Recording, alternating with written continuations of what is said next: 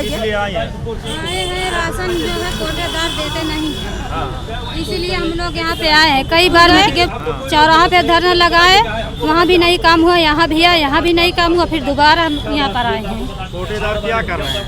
कोटेदार जाते हैं, राशन देते नहीं हैं। अगर कहते हैं इतना ना इतना दे रहे हो तो बोलते हैं मतलब मारने की धमकी देते हैं। फिंगर नहीं लगवाते हैं? फिंगर लगवाते हैं, फिंगर लगवाने के बाद फिंगर लगवाने के बाद भी कम देते हैं। 3 किलो 3 किलो कम देते हैं। 3 किलो देते हैं। 20 किलो 7 आदमी का 20 किलो देते हैं। हाँ, और अगर बोल दें तो हमारा गांव ढेमा, कोटेदार का नाम मोनू उपाध्याय। पैसा पूरा लेते हैं? पैसा पूरा लेते हैं, राशन नहीं देते। क्या कार्रवाई चाहती हैं? हम लोग अपना कोटा जो है हम अलग करवाना चाह रहे हैं। अलग करवाना चाहते हैं, कोटेदार बदला जाए? कोटेदार बदला जाए, कोटेदार एकदम उनका नामो निशान नहीं रहना चाहिए। मेरा घर लोरपुर थाना खंड में है। गांव के कोटेदार राजेश पांडे ने पुत्र रुद्र नारायण पांडे का लड़का गांव के कोटेदार राजेश पांडे हमारे पति को दूसरी महिला के साथ चढ़ा बढ़ा कर शादी करवा के भगा दिए हैं। तो थाने में मैं एप्लीकेशन दिया था, तो हल्के सिपाही के द्वारा मैं बुलाई गई थी थाने में। थाने से घर वापस जा रही थी। न भी तुम्हें प्रार्थना पत्र जहाँ देना हो दे दो, हम उनके ऊपर कोई कार्रवाई नहीं करने देंगे। इसके बाद हमें भद्दी गालियाँ देते हैं, जहाँ भी रुकते और थाने पर कोई सुनवाई नहीं हो रही है। अब थाने वाले जो है उनके तरफ से पैसा वैसा लेकर घूस लेके हमारे ऊपर झूठे रिपोर्ट लगा रहे हैं।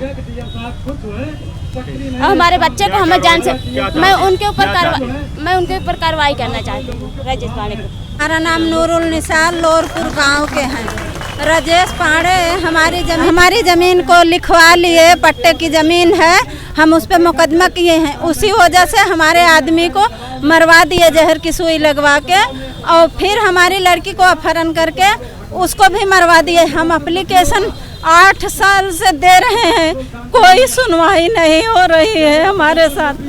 एसपी साहब को 3-4 एप्लीकेशन हमने दिया, और कहते हैं कितनी भी एप्लीकेशन दो, देते रहो। हमारे साथ राज बाबू हैं, हम विधायक भी हैं, कुछ होने नहीं देंगे। उनका भाई एक इंजीनियर है और बाप कोटेदार है, एक भाई उनका डॉक्टर है। यही से कामों करते हैं। वो दबंग हैं, भूमि माफिया भी हैं, सबको पीड़ित करते हैं, जान से मारने की धमकी देते हैं। अभी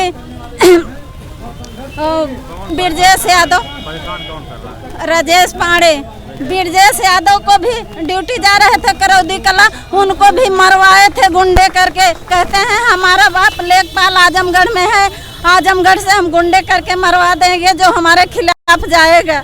जमीन कौन लिखा? जमीन राजेश पांडे के बाप लिखवाए हैं, रुद्र नारायण। पट्टे की जमीन मेरे आदमी से, जिसको मार दिए जान से, जबरदस्ती कट्टा दिखा करके जमीन लिखवा लिए। पट्टे की जमीन है। हाँ, अभी कब्जा है आपका? हमारा कब्जा है, उनका कब्जा नहीं है। 15-16 साल जमीन लिखवाए हो। हमारा कब्जा है, हमारा कब्जा है। हमें भी मारने की धमकी देते हैं हमेशा। हम दूसरे गांव राशन कार्ड बना नहीं है, लेकिन दूसरे गांव से राशन लेते हैं। हमारा लाल कार्ड है, डीएम के पास, एसपी के पास, थाना पे, सीओ साहब का सबको एप्लीकेशन दे चुके हैं। दिल्ली से भी हमारी रजिस्ट्री आई है, कहते हैं कहीं से भी आए कुछ होने नहीं देंगे। नहीं, पर डीएम मैडम ने कहा है कि कार्रवाई करके आपको रिपोर्ट प्रेषित की जाएगी। तो अब उनके आश्वासन पे 7 दिन के लिए कम से कम तो हम लोग हटे ही हैं। 7 दिन के बाद देखेंगे क्या कार्रवाई होती है। अगर कार्रवाई नहीं हो तो जो लोकतांत्रिक अधिकार है उसके तहत फिर आंदोलन होगा। प्रशासन के रवैये पर क्या कहना चाहेंगे आप? नहीं, प्रशासन का रवैया बहुत ढीला है। अगर प्रशासन का रवैया सही होता तो 4 महीने पहले हमने दिए। जाँच चल रही है, कब तक चलेगी? तो जब लोगों का धैर्य जवाब दे गया तो यहाँ आए लोग।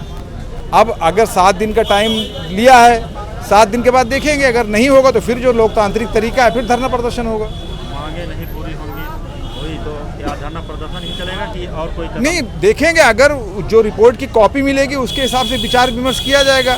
अगर प्रशासन नहीं सुनेगा तो कानून उसका कह रहा है फिर कोर्ट जाएंगे। कहीं ना कहीं तो जाएंगे ही ना, जो तरीका है। हम लोग मोस्ट कल्याण संस्थान की तरफ से आए हैं। गरीबों मजलूबों की कहीं बात नहीं सुनी जाती है। कोटेदार घटतौली करते हैं, महीने महीने का राशन बेच जाते हैं। लेकिन उनकी कोई सुनवाई नहीं होती, क्योंकि इनकी पकड़ होती है अधिकारियों में। अधिकारी इनसे पैसा लेते हैं और पैसे के ही बल पे चाहे जो करते हैं, राशन कम देते हैं, एक एक महीने का राशन बांट जाते हैं और कोई सुनवाई नहीं करता। मोस्ट कल्याण संस्थान हमेशा गरीबों मजलूबों के लिए काम करता है, बच्चों के लिए काम करता है, शिक्षा के लिए काम करता है, हर चीज़ में वो आगे है।